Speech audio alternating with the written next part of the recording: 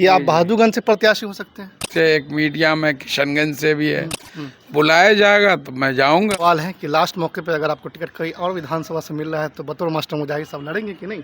अस्सलाम वालेकुम दोस्तों, मैं रज़ीम, तो आप देख रहे हैं वॉइस इंडिया 24/7। दोस्तों आपको बता दें कि इस वक्त जो है बिहार में चुनावी पारा एकदम चढ़ चुका है और तमाम दल जो है टिकट बंटवारे तक पहुंचे हैं, लेकिन अभी तक अनाउंसमेंट नहीं हुआ है जनसुराज के अलावा। दोस्तों आपको बता दें कि आज ही जो है एक नेशनल न्यूज़ पोर्टल पे एक नाम की चर्चा चली है।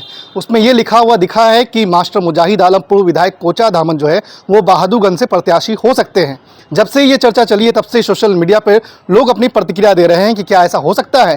तो आइए हम उन्हीं से बात करते हैं जिनके नामों का चर्चा चल रहा है। हमारे साथ बातचीत करने के लिए मौजूद है मास्टर मुजाहिद आलम साहब, पूर्व विधायक कोचा धामन। सर, जो चर्चा चल रही है, एक नेशनल न्यूज़ पोर्टल में आपका नाम आया है कि आप बहादुरगंज से प्रत्याशी हो सकते हैं। नहीं, ये मुझे तो नहीं लग रहा है कि ये सही बात है। मेरी कभी भी बहादुरगंज से दावेदारी नहीं रही है। मेरी दावेदारी हमेशा, आप देखे होंगे, जब भी बोलेंगे कोचा धामन से चुनाव लड़ूंगा। और यही बात जो राष्ट्रीय जनता दल के शीर्ष नेतृत्व से भी हुई है। तो इसीलिए बहादुरगंज से जो खबरें आ रही हैं तो वो अपने सूत्र के हवाले से दिए होंगे। ऐसे एक मीडिया में किशनगंज से भी है, बाकी सब यूट्यूब चैनल में जो पटने से हैं, कई में कोचा धामन से है। तो जब तक जो है पार्टी के तरफ से आधिकारिक घोषणा नहीं हो जाती है तब तक ऐसी खबरों पर की सत्यता पर जो है प्रश्न चिन्ह रहता है।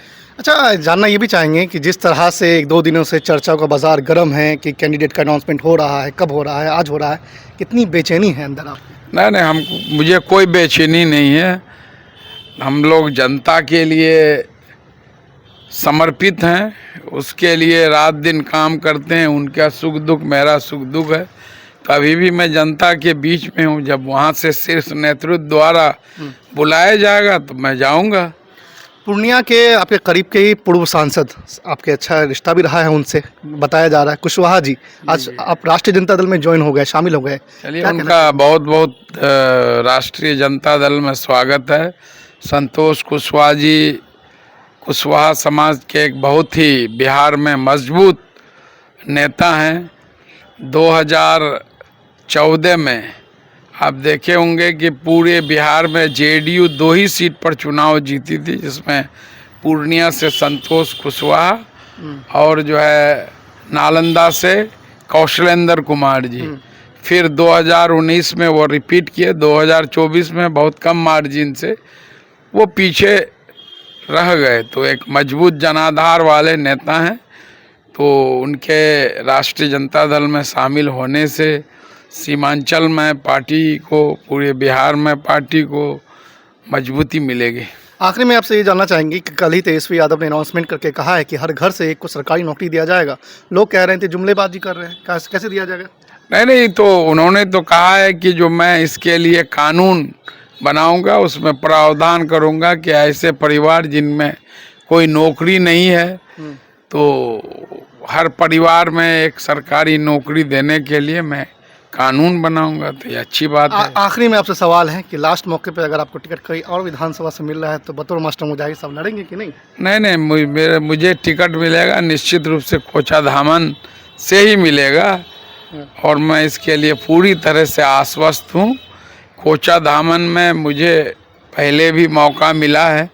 2015 से 20 के दरमियान मैंने 2200 करोड़ रुपए का काम कोचा धामन विधानसभा के लिए 30 पंचायतों में किया। सड़क, पुल, पुलिया, बिजली, शिक्षा, स्वास्थ्य में, और एक आदर्श विधानसभा का कल्पना किए थे, संकल्प लिए थे, उसको पूरा किए। और इस बार कोचा धामन को एक विकसित कोचा धामन, जहां लोगों को रोजगार के लिए भी अवसर होंगे, जो स्वास्थ्य सेवाएं बेहतर होंगी, शिक्षा का विकास होगा, बेहतर शिक्षा के लिए लोगों को, छात्र छात्राओं को बेहतर विकल्प मिलेगा।